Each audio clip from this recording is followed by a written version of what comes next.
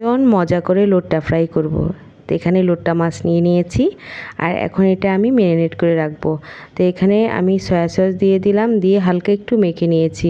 মেখে এখন আমি এখানে আদা রসুনের পেস্ট দিয়ে দিলাম, দিয়ে এখন ভালো মতো মেখে আমি 5 মিনিটের জন্য এটা রেখে দিব। আর এখানে একটা গ্রেভি তৈরি করব।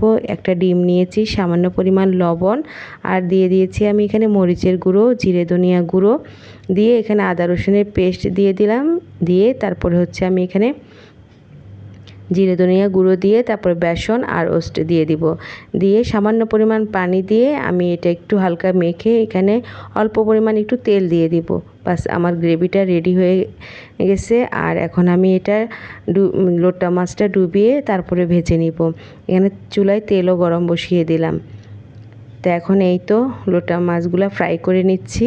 ভীষণ মজা হয় ওস্ট বেসন দিয়ে এভাবে লোট্টা মাছ ফ্রাই করলে, ভালো লাগে খেতে, একদম মুসমুসে একটা ভাব হয়, অনেক মজা লাগে।